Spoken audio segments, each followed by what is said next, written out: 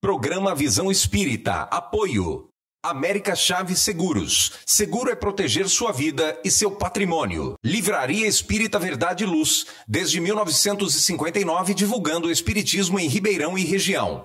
New Face Centro de Beleza. Há 20 anos trazendo o melhor da beleza para você. E Casa do Açougueiro. O que você procura, aqui tem.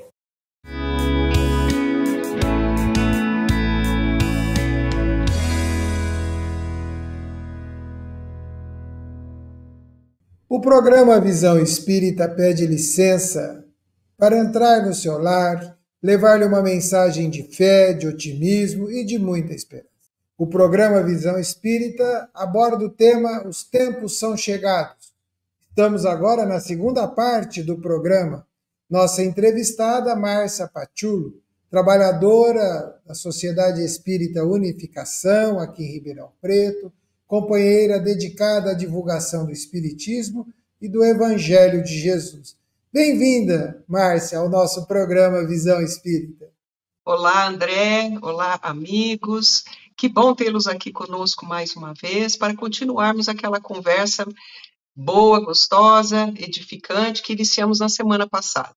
Márcia, nós terminamos o programa anterior falando da classificação, segundo o Espiritismo, desta morada, dessas várias moradas da casa do Pai no nosso universo. Você falou dos mundos primitivos e falou também dos mundos de provas e expiação. Então eu te peço que você comecemos do provas e expiação para que você complete a classificação, a categoria dos mundos, segundo o Espiritismo, das várias moradas da casa do Pai. Sim, uma terceira categoria de mundos são os mundos de regeneração. Os mundos de regeneração, segundo nos ensina o Evangelho, segundo o Espiritismo, são mundos em que nós ainda teremos que ser submetidos a provas, ainda teremos doenças, não tão graves como no nosso mundo, ainda teremos expiações, também não tão graves, não tão sofridas, mas ainda as teremos. Mas é um mundo onde nós conseguiremos aurir um pouco de forças, descansar um pouco das tribulações que tivemos que enfrentar na fase anterior de provas e expiações. Em seguida vem os mundos felizes. Mundos felizes, aí já começa a ficar bom, porque o bem suplanta o mal nesses mundos. O mal começa a fugir envergonhado, porque o bem começa a se manifestar com muita intensidade, se manifestando em variadas situações, então se sobrepõe o bem ao mal. No mundo divino, que é a última classificação que Kardec dá, mundos divinos ou celestes, nesses mundos, aí o bem reina soberano, é a morada dos espíritos que já se depuraram. Assim, então, nós temos uma ideia do que nos falta, né? Dá para ter uma ideia. Sabe, Márcia, às vezes nós falamos dessa classificação, dessas categorias, né? Nosso planeta Terra aí no mundo de provas e expiações, segundo o próprio Evangelho, né? E como é que isso é feito? É só a estrutura física do planeta? É dos habitantes? Quando os tempos estão chegando, fala-se muito em mudanças. Como é que é isso? É só da estrutura material ou tem mais que caracteriza e que estabelece essa categoria de mundos pelo universo afora? As categorias, elas são determinadas prioritariamente pelas características morais, evolutivas, entra também conhecimento, claro, porque são as duas vertentes de aprendizado e desenvolvimento do espírito, né? Moral e conhecimento. Entra tudo isso, mas não podemos deixar de considerar que o mundo que é habitado por uma humanidade, como nós temos o nosso mundo habitado pela nossa humanidade, ele vai sofrendo alterações que são imperceptíveis para algumas gerações, mas ao longo de milênios são bem bem registradas pela geologia, principalmente, né? Pela paleontologia. Então, assim, nós temos alterações físicas também que vão acompanhar, fazer com que o planeta se ajuste às necessidades dos seus habitantes. Então, é todo um conjunto de mudanças que vão ocorrendo, né, de acordo com as leis da natureza. E de uma forma que sempre os filhos de Deus tenham condições de evoluir, de exercitar, de serem estimulados naquilo que eles precisam ser estimulados naquele mundo. Agora uma pergunta bem, vamos falar um pouquinho de nós, né? Quais são os traços éticos e morais desse mundo de provas e expiação? Esses traços, essas características nós conhecemos bem, né? Porque não somos marinheiros de primeira viagem. Já estivemos aqui em várias outras encarnações e provavelmente permaneceremos aqui se merecermos, né? Então, a gente sabe bem quais são as características, que são as de ordem moral. Muitas das paixões que nós ainda carregamos, alimentamos por séculos e que temos dificuldades de alijarmos de nós, se manifestam ainda muito facilmente em um mundo de provas e expiações, como é o planeta Terra.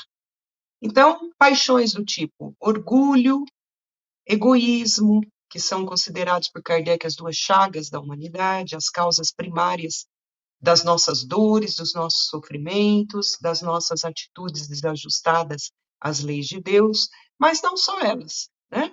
A ambição desmedida, a inveja, o ciúme. Então, uma série de paixões ainda inferiores que vão demandar ainda um tempo para que nós consigamos nos libertar delas.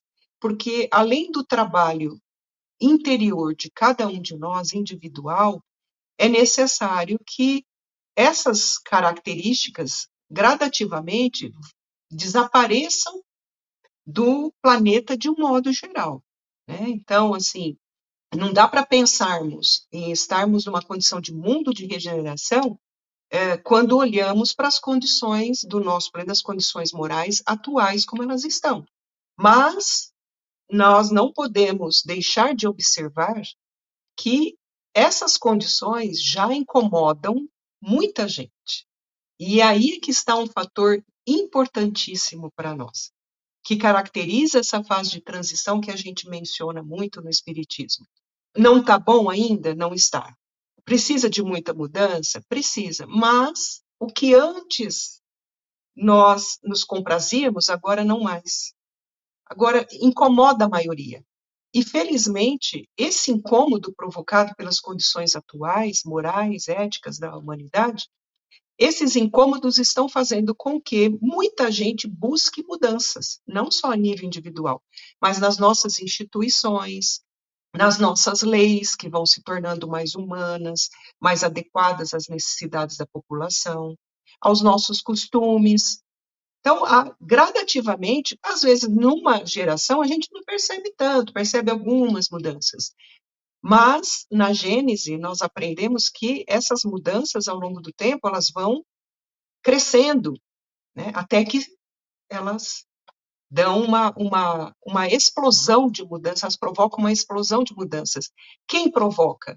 Nós mesmos, por querermos mudanças, por não querermos mais referenciais, paradigmas arcaicos que não nos servem mais, né? Então, não queremos mais leis que outrora se ajustavam a um comportamento que nós já não desejamos mais.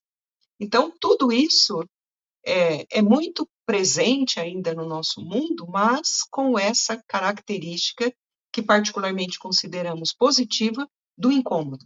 O incômodo é o começo da modificação. O planeta, né? Se nós olhamos, eu gosto muito de história, sabe? Eu acho que a história ela vai mostrando ao longo do tempo, apesar dela ser contada muitas vezes pelos vitoriosos, né? Mas ela vai mostrando uma sucessão de fatos, né? E nós vamos observando que realmente há um progresso, né? Aliás, e o planeta passa por transformações, e isso sempre aconteceu, mostrando que há avanços, né? Mas tem hora que fica uma pergunta: nós estamos realmente progredindo? Acreditamos que sim, porque em A Gênese nós aprendemos que existem duas formas, duas maneiras de progredirmos, de acordo com as leis divinas. Uma é lenta, gradual, em que acontece isso que nós comentamos ainda há pouco, os indivíduos vão adquirindo um melhor conhecimento das coisas, da vida, das leis da natureza, vão se estabelecendo melhor, vão aprendendo a conviver uns com os outros com mais tolerância, com mais respeito, num processo lento, que às vezes demora várias gerações para que se perceba. Muita coisa que acontece hoje é conquista. No passado era muito pior, do ponto de vista moral, né? É que nós temos uma população de habitantes muito maior na atualidade. Na virada do século passado, do século XIX para o XX, nós tínhamos 2 bilhões de indivíduos encarnados no nosso planeta. E atualmente nós temos 8 bilhões e alguns milhões. Então, isso é um crescimento populacional muito grande. Então, muitos desses espíritos que estavam aguardando a oportunidade de reencarnar, agora estão tendo a oportunidade de reencarnar. Isso é muito positivo, para continuarem o seu aprendizado, encontrarem a humanidade mais moralizada um pouco, mais avançada em ciência, em tecnologia, para adicionar a eles novos conhecimentos, um novo entendimento, né? Então, é uma série de fatores que são gradativos, mas existe uma segunda marcha da humanidade que ocorre de uma forma mais brusca. Essa assinala o final dos momentos de transição. Nós já tivemos isso no passado, segundo a Gênese, quando nós deixamos a categoria de mundo de primitivos para mundo de provas e expiações. E agora, nessa fase de transição, muita coisa tem acontecido de uma forma mais abrupta, mais chamativa, para que se acelere esse processo, né? Para que nós não demoremos tanto mais para adentrar essa nova era, essa nova categoria de um mundo de regeneração. Então, o que hoje nos choca e faz nos dizer, será que a gente melhorou mesmo? Às vezes nos colocando em dúvida, nada mais é do que a lei de progresso empurrando a eclosão de determinadas situações que estavam acomodadas, a gente convivia com determinadas situações e tudo bem. Então, agora as coisas estão emergindo de uma forma, em algumas situações até mesmo cruéis, violentas, como as guerras atuais, mas no intuito de despertar-nos mais rapidamente para as transformações que precisam se efetivar entre nós. Então, segundo a Gênese, não importa o quanto alguns elementos ou muitos elementos do nosso planeta possam tentar até impedir o avanço. É uma ordenação que agora vem de cima para baixo e que nós não temos como impor resistência. Ela está acontecendo, vai continuar acontecendo e está cada vez mais acelerada para que, num tempo que não podemos determinar, porque, segundo Jesus, nem ele poderia determinar quando isso se efetivaria, não podemos determinar até quando iremos nessa condição, mas sabendo estamos num processo mais acelerado.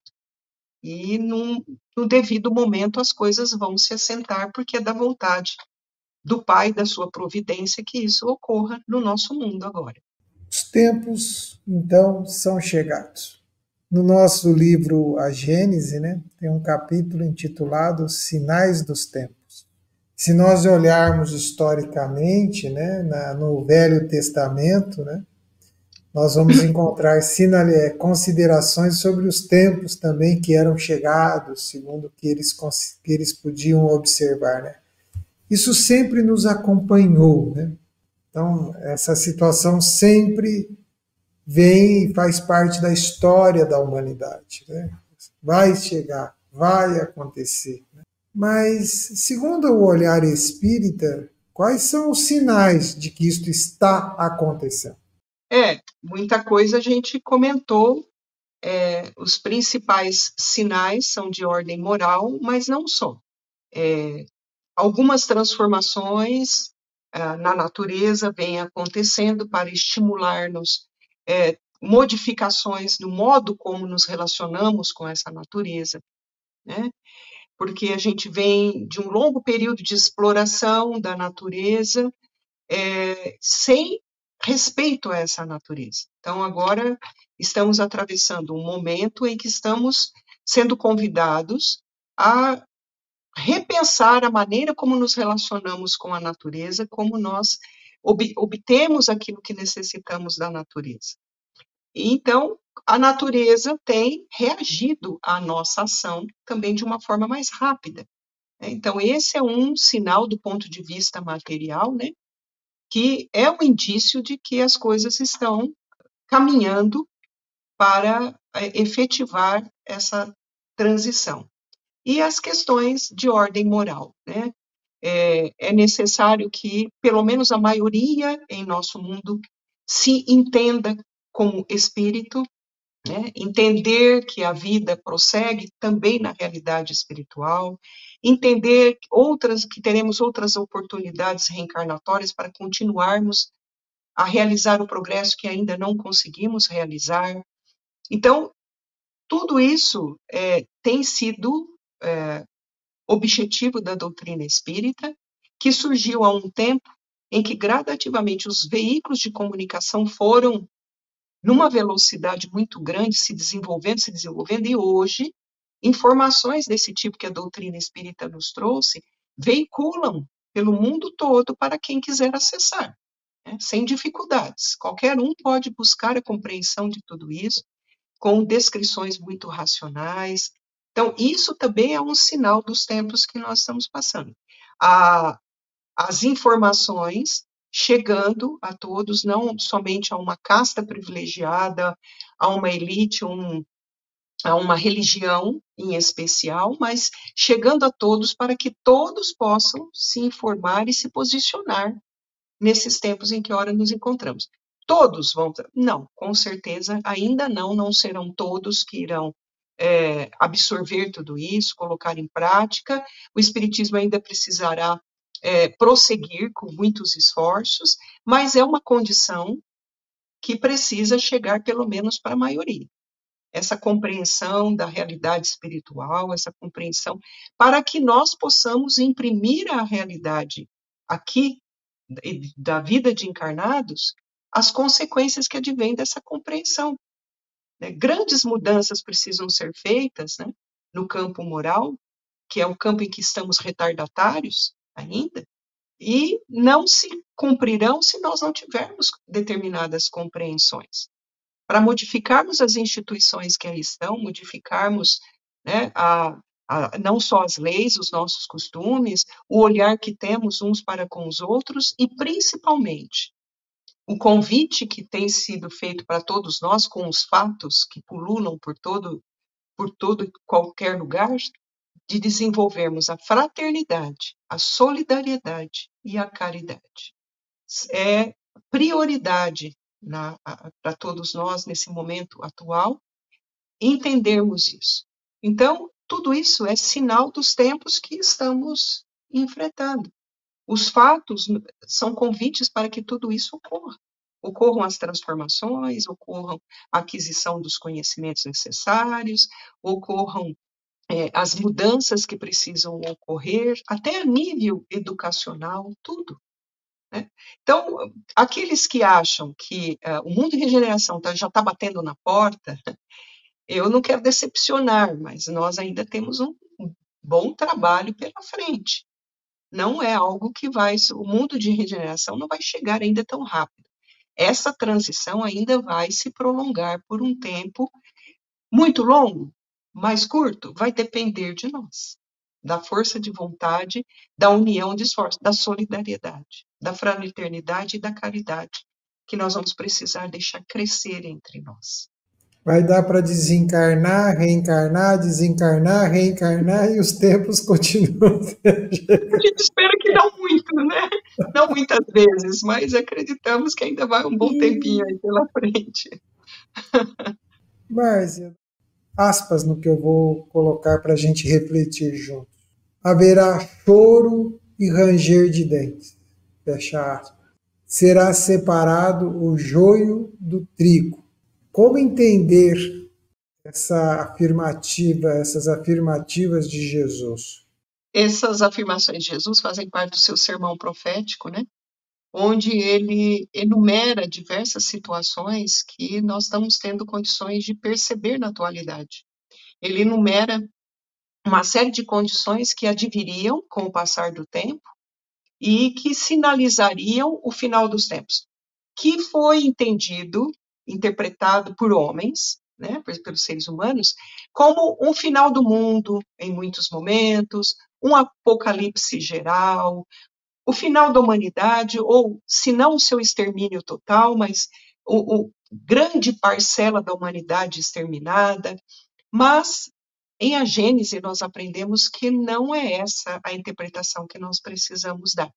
Jesus se referia ao final dos tempos de um ciclo, porque quando ele esteve entre nós estávamos pleno auge do ciclo que recebe o nome de provas e expiações. Essa fase. Então, seria o final dos tempos. Que tempos? Os tempos referentes a esse ciclo de provas e expiações para iniciarmos um novo ciclo de aprendizado. Então, ele vai enumerando. Muito do que ele disse, claro, foi de uma forma, um pouco metafórica, né, simbólica, porque não dava para falar de forma científica, racional, porque não existia ciência naquela época, o alcance mesmo dos seus apóstolos era limitado. Então, quando ele diz, mais para o fim do sermão, haverá pranto e ranger de dentes, né, a separação do joio e trigo, ele se referia a algo que nós aprendemos em A Gênese, que é a seleção que naturalmente está ocorrendo entre os habitantes, os espíritos ligados ao nosso orbe, e aqui nós nos referimos a encarnados e desencarnados, essa seleção natural que vem ocorrendo, porque aqueles que dificultarem a conclusão dessa fase de transição, pelo seu comportamento dedicado à prática do mal, e com isso levar muito sofrimento a muita gente, e não querer reverter isso, esses irmãos nessa condição vão ser migrados, já estão sendo migrados, é importante que a gente entenda isso, não é uma coisa que vai acontecer dependendo de uma condição, um dia, uma hora marcada, selecionando, né, os indivíduos, os cordeiros, os bodes, não. Essa seleção já vem ocorrendo e ela sempre ocorreu em todos os tempos da humanidade, gradativamente. Sempre que um elemento aprende tudo o que poderia aprender em um orbe, ele tem o merecimento de começar a reencarnar num orbe um pouco mais avançado do que aquele para aprender coisas novas, prosseguir na evolução. E o contrário acontece com aqueles que, por determinação própria, às vezes por orgulho, por vaidade, por ambição, se propõe a permanecer naquela condição retardatária, provocando muita perturbação no ambiente, a cada encarnação. Então, para esses indivíduos, a providência divina oferece o recomeço do aprendizado. Não é punição, é o recomeço do aprendizado em um mundo que estará lá no começo da fase de provas e expiações, como nós já estivemos alguns milênios atrás. Claro que esses indivíduos vão levar o aprendizado que tiveram aqui, o aprendizado na área do conhecimento, mas a moral toda por desenvolver. Então, vão chorar, lágrimas de sofrimento, de dor. Ali haverá pranto e ranger de dentes, porque muitos, às vezes, ainda se revoltarão no início, depois, com o passar do tempo, adequando-se à nova realidade, vão procurar se melhorar, vão procurar evoluir, vão procurar aprender, né? Então, essa separação do joio e do trigo trata exatamente dessa condição nossa de fazermos essa seleção. E a seleção também daquilo que nos convém de aprendizado. Joio e trigo tem muito disso, né? O que é o joio e o que é o trigo? Então, o que alimenta a minha alma? O trigo. O joio é a erva daninha. Então, o joio precisa ser retirado. Tudo aquilo que foi introduzido por nós, homens, ao longo da história do desenvolvimento religioso da humanidade, interpretações falsas, equivocadas, limitadas, o joio. Então, nós precisamos, com o auxílio da doutrina espírita, conforme promessa do próprio Cristo, com o auxílio do Consolador que ele nos enviou, nós precisamos, sim, fazer a seleção do joio e do trigo também. E colocarmos em prática aquilo que é o alimento da alma, aquilo que é o trigo. Dessa forma, estaremos guardando o nosso lugarzinho aqui para seguirmos adiante nesse nosso mundão que ainda precisa de muito empenho dos seus habitantes para se transformar. Mas vai chegar lá, porque é da vontade do Pai, é lei divina, é lei de progresso. Nós vamos continuar progredindo. Isso é uma certeza. Márcia, o programa Visão Espírita agradece a sua presença, o seu carinho em estar conosco nessas duas apresentações claras sobre os tempos são chegados. O programa Visão Espírita se sente feliz em poder contribuir. Eu agradeço de coração, adoro estar aqui com você, com esse bate-papo gostoso, de amigos, e estender tudo isso que a doutrina espírita nos traz para os demais amigos que nos ouvem. Então, só posso desejar a todos que esses breves apontamentos possam servir para clarear novos caminhos e dotá-los de condições para seguir mais amadurecidos, mais fortalecidos, mais determinados em fazer as transformações que o nosso mundo precisa. E ele precisa de todos nós. Vamos unir as nossas forças. Agradecemos a Márcia, agradecemos a nossa telespectadora e o nosso telespectador. Esperamos nos reencontrar num próximo programa Visão Espírita. Programa Visão Espírita. Apoio. América Chaves Seguros. Seguro é proteger sua vida e seu patrimônio. Livraria Espírita Verdade e Luz. Desde 1959, divulgando o espiritismo em Ribeirão e região. New Face Centro de Beleza. Há 20 anos trazendo o melhor da beleza para você. E Casa do Açougueiro. O que você procura, aqui tem.